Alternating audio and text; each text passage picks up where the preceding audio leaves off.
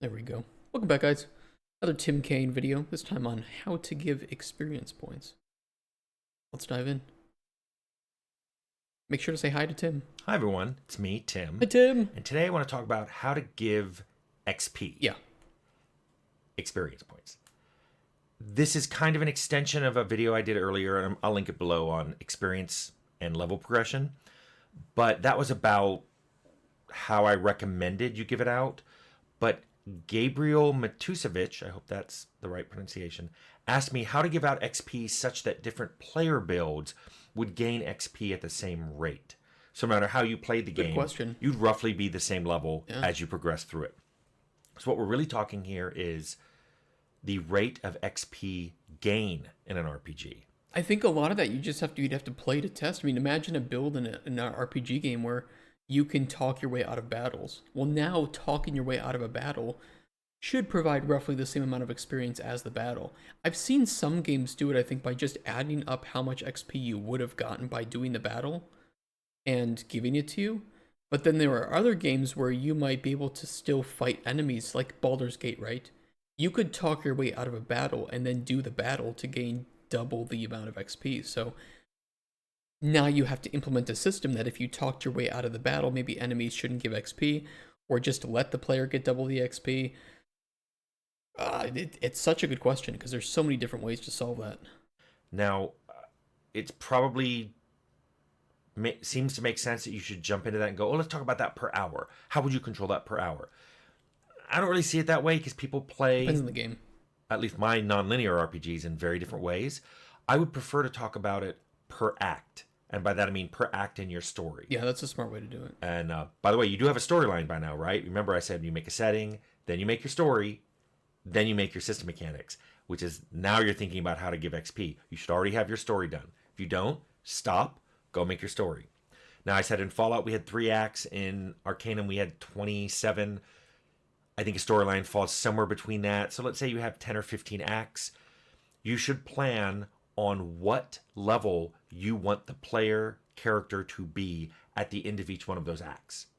Think about it in terms of the total level cap in your game, or if there's not a level cap, where you expect them to be at the end, and then figure out the rate that you want the XP to be gained per act.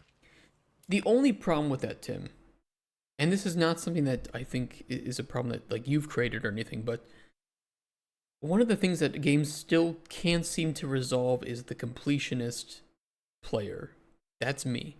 And every time I play a game, I'm a completionist. I like doing side content. I like collecting things. And every single time I play a game like that, an RPG, I end up over-leveled. And, certain parts of the game become unfun or not very much of a challenge. Or then you have the... Baldur's Gate 3 has this where you can absolutely level up to the max level at the start of Act 3, which is the longest act of all of them. And then you just don't gain any levels and points later on. So is it imbalanced, or did they balance it for the average player? Most likely the second. And the average player might be able to progress through a bit of Act 3 without too much problem and without feeling as if they aren't gaining any more progression after that. But for someone like me that does that side content that might min-max a little bit, I'm left stranded here hitting level caps or just not having the same experience as the average player. All because I decided to interact with the most amount of content. So it's a weird juxtaposition. Per act. All right, Tim. I highly recommend, and this is after me doing it in many different ways in my games, that you only give XP from quests. You don't give XP for killing things.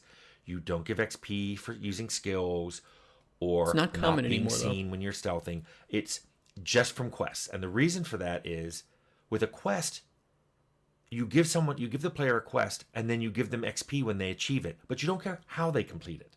They can complete it any way they want. So you tell them to go get an item from some cave. They go to that cave, there's a bunch of bandits there. Maybe they killed all the bandits, took the item. Maybe they snuck by the bandits, took the item. Talked him out of it. Maybe they went in and told the bandits, I'm ready to kill you all right now Yeah. on the spot. Give me that item. And they do.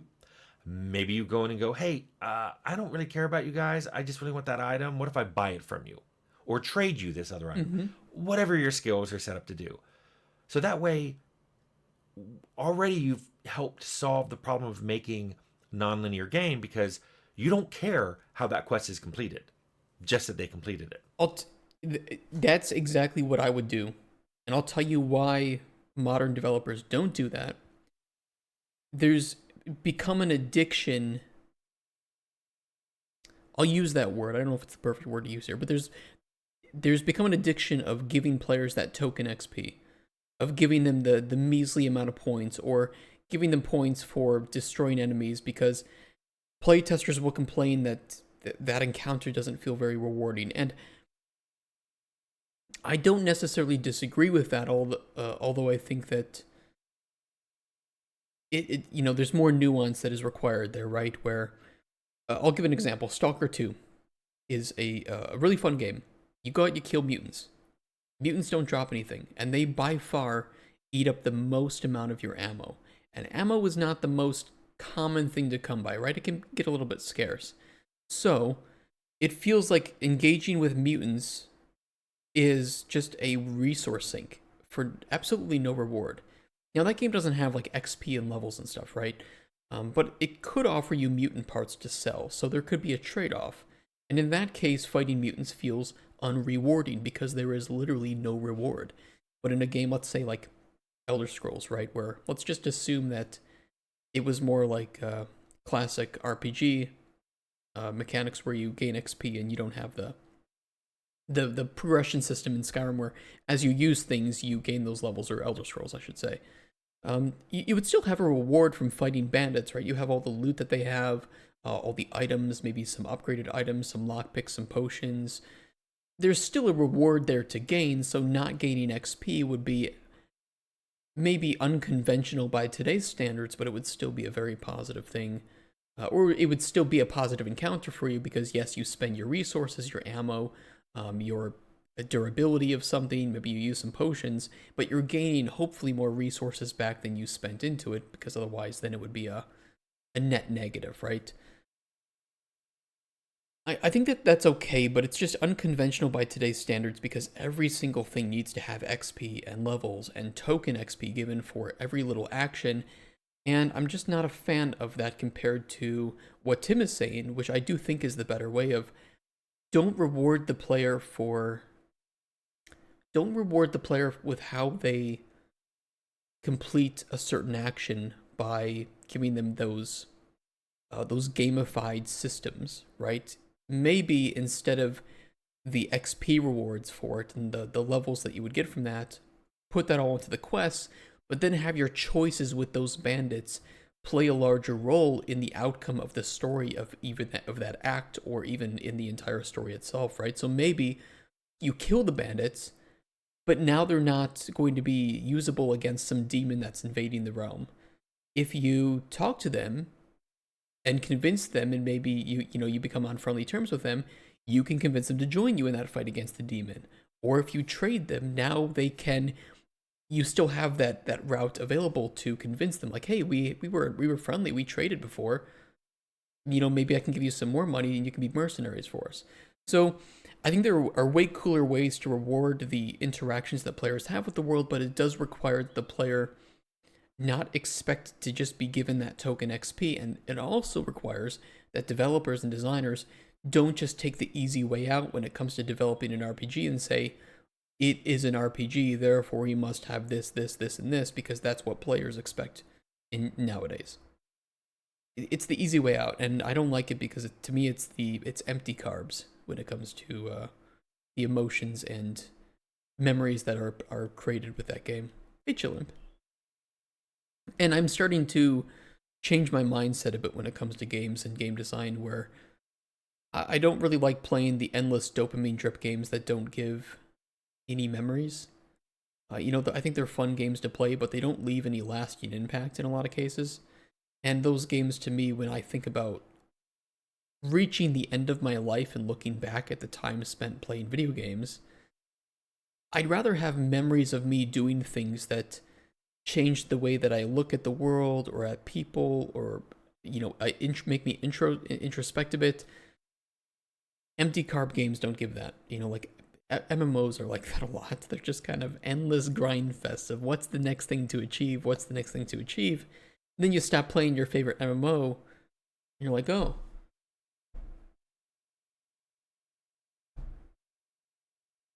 it didn't really change the way that I approach the world at all. It was kind of useless. I don't know. Just my opinion. Now, I've in the past I've vacillated, and I still do, on whether to give XP for achievements. It really depends on the kind of achievements you give. If they're aspirational achievements, like you've completed 50 side quests in this zone, okay, I can see that being something you give XP for. It's like a little icing on the XP cake you've already given them.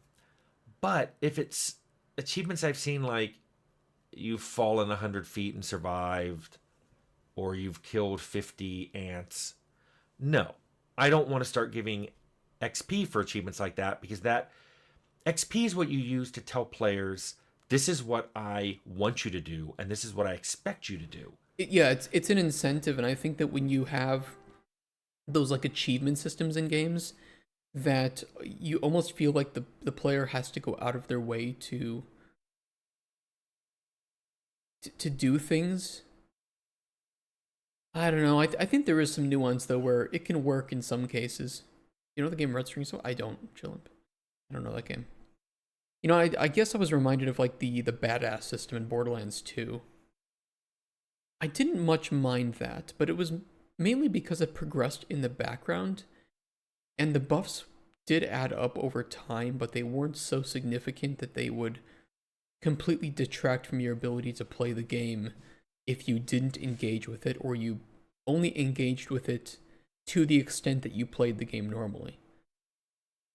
But I agree with Tim, it's an incentive, and if you incentivize or you over incentivize just doing things in the game, basically become mindless and you will obtain things. It's almost like I don't get a clear vision of what I'm supposed to do as the player, right? And I'd rather have a few focused achievements per zone than 1,000 random achievements for fall 100 feet without dying or kill 50 ants. Because, okay, I'm going to have to kill the ants anyway, so what are you incentivizing me to do here? I'm like, okay, I play the game and I get XP, but you're locking it behind this weird gamified system. I don't know. It's just like I said. It's like the simple carbs. I guess it works on a chemical level for the player's brain. I just don't know if it's necessary, because I ask myself, what purpose does this serve in the game? And if the purpose is to just feed the player with little drips of dopamine, I don't know. I think it can be done in better ways. If you start giving XP for lots of other things, it means that the player is being told to do those things as well.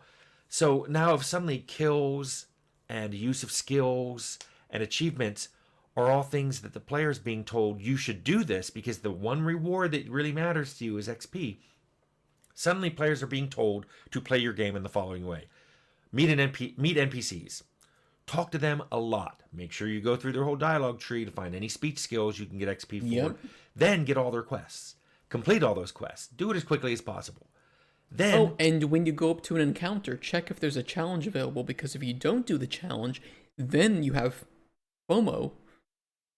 And it becomes a game where you're not playing the game to have fun, you're playing it to do these achievements, but then you're almost being pulled out of the immersion of the game by thinking, oh, I didn't do this thing first before going into this encounter, and you almost have a negative feeling about doing the encounter that you wouldn't have had this weird system not existed to give you that FOMO.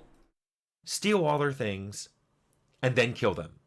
Because all those things give you XP, and that is the maximum XP you can extract. And also, Tim, there's an achievement for stealing a certain number of items or value of items. So again, if you don't do it, you're missing out on XP. And just talking to the NPC and learning about them, nope, that's not how you play the game. There's no achievement for talking to the NPC and obtaining optional lore. Back from that NPC or set of NPCs. But is that really the way you want people to play your game? Because that's how you're telling them to play your game. What I prefer is to tell people to play my game any way they want. Just play it any way you want.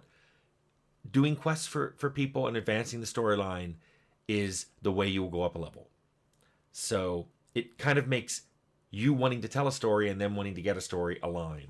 It's the classic make the goals align with the make the player goal align with the designer goals. The same way I've always thought if employers just aligned their goals with the employees, everybody would be a lot happier.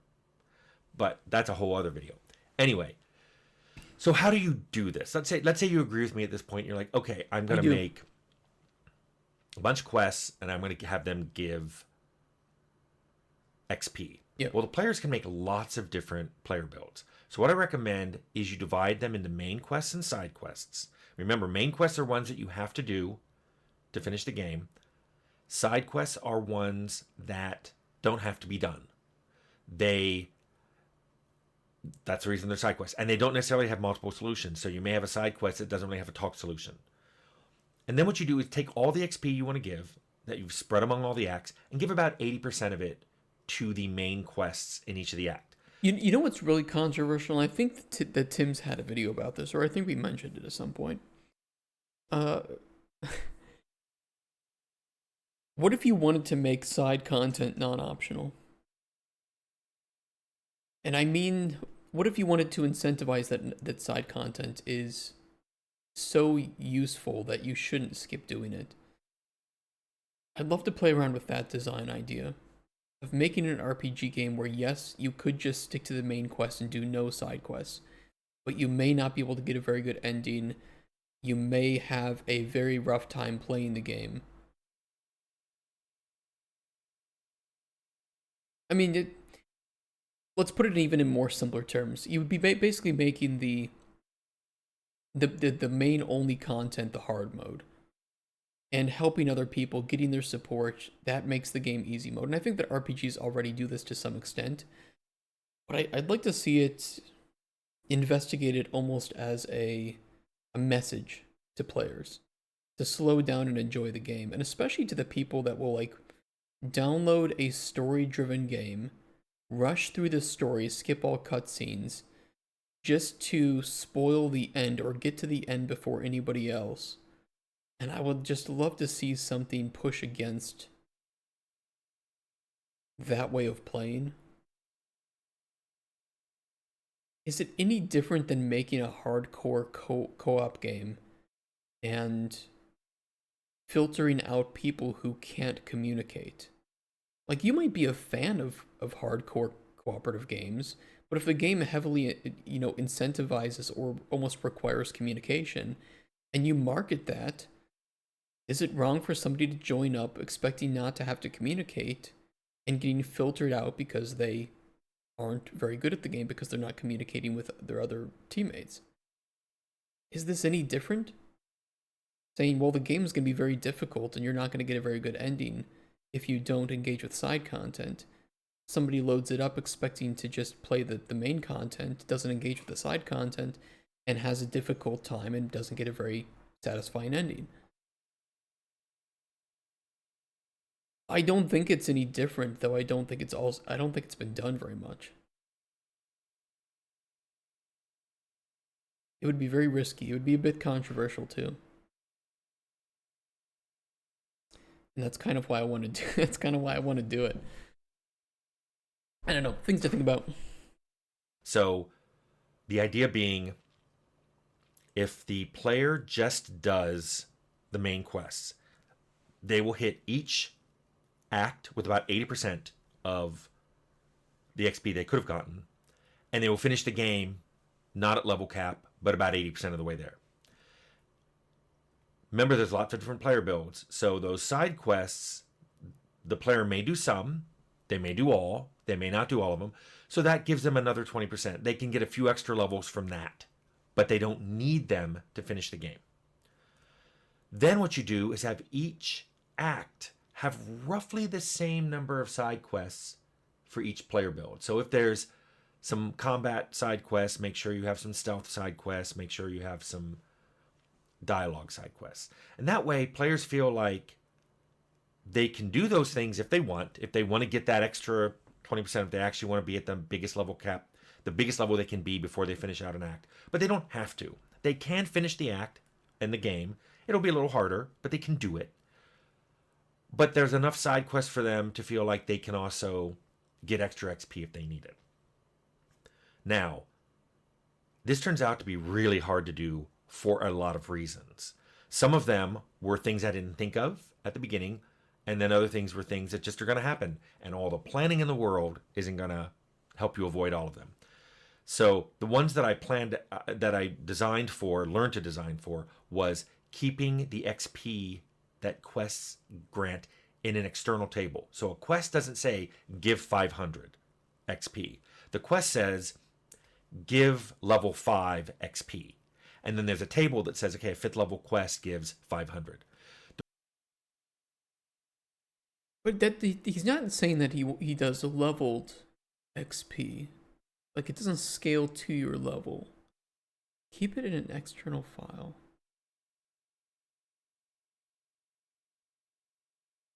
But I mean, that would kind of have the same result, wouldn't it? Why do you do that, Tim?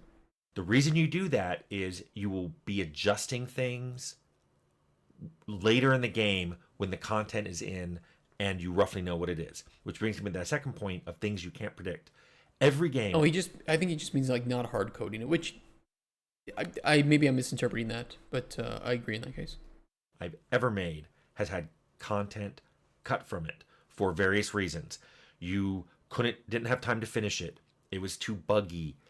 It kind of contradicted what the theme of the game was. All of the and above. You came across it and you're like, oh, I got to go talk to that quest designer because this isn't what we want. Or there's a whole range of reasons why you cut content. So once you accept that quests will be cut and NPCs will be cut, whole areas of your game will be cut, you have to acknowledge that with them goes the XP you were going to grant. So if you're making your game and towards the end things are being cut, you need to figure out how to increase XP so you still hit that 80% goal for each act. And the reason you can't just do it across the board and say, let's just have quests give 10% more, is if a lot of your cut content was in Act 2, you probably just want to go to the quests. Maybe Act 2 was quest level 3 through 5. You want to go to quest level 3 through 5 and bump up how much XP they give. But don't adjust the lower level and higher level It's a nightmare for balancing. This kind of tuning is something you can do Yeah. right up to the point the game ships. That's true. And you can even have that be a goal for the people in QA to do, saying, hey, are you adequate level at each act to do the subsequent quests you're going to get in the new act? Yeah, you could give them like just a document of this is what I expect players to be. Let me know if your experiences are any different. Maybe somebody's over-leveled, maybe somebody's under-leveled. And then you can adjust that either for the specific build or however they're playing it. But he's right, yeah, you do tuning up until the game's released just because you can. It doesn't really interrupt anybody else's flow. Though, depending on what you tune, it can change a lot, right? For instance, maybe you, I don't know, increase... Carry weight's a good one. Increasing carry weight. You know, it's just that it can change so much. It's one number to change, maximum encumbrance, and it can just trickle down into every facet of the game's balance. So, you know, a good designer will be very aware of how modifying those will change the game and what they might need to counter modify in order to balance all that out.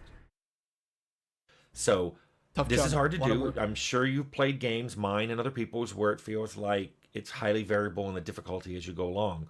But having those external tables that let you tune things by act help a lot to let the player be the appropriate level they need to be, no matter how they're playing, how fast they're going through each act, and what kind of build they have. This is the closest I've ever been. When he said, by the way, like with the external tables for, you know, gives level 5 quest XP, I was thinking he meant to obfuscate the reward for the player in order to send it like a specific message. Because I could see cases where, oh, this is an old quest, but it gives really low XP because I missed it. It's from the previous area. I'm just going to skip it because it's not very rewarding to me. And again, this kind of goes back to what I was saying before, where instead of giving XP and rewards for these quests, or even just instead of showing it, you could scale the XP. Some games do that, but then it almost makes everything feel the same. I don't know. It'd be interesting to think about some alternative ways to do it. Because I don't want players skipping content just because they think it's going to be unrewarding. I would rather have a unassuming quest, like helping a shepherd out with some lost sheep, spiral into something much larger and more important that players who skip it because they think, bro, I'm not going to help a shepherd find his lost sheep. Why the hell would I do that? Spiral into something so much cooler that players generally don't know what they're getting into every time they pick up a quest. I don't know what game did that recently that I was very impressed with.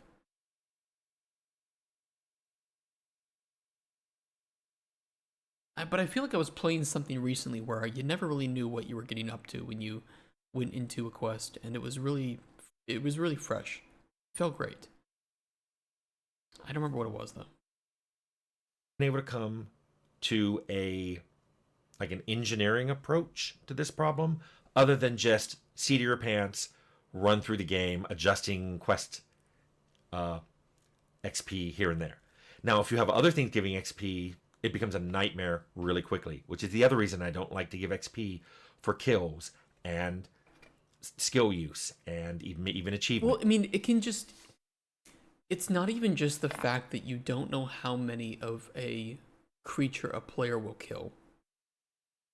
The player might just enjoy farming that creature. They might be trying to get a rare drop. And I'm sorry, but if you make a game where you have like an RPG, killing an enemy, there's a 1 in a 10,000 chance that killing, I don't know, goblins is going to drop some rare sword, somebody will sit there, or 10,000 plus kills, right? Because, they could be going pretty dry on that, trying to get that sword.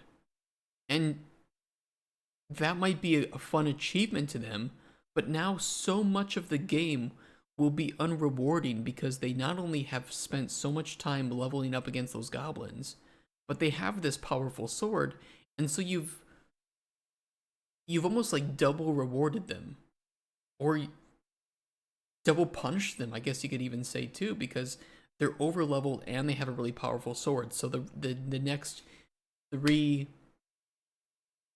I don't know, let's just say the next like 10 hours of the game are probably going to be on easy mode for them. And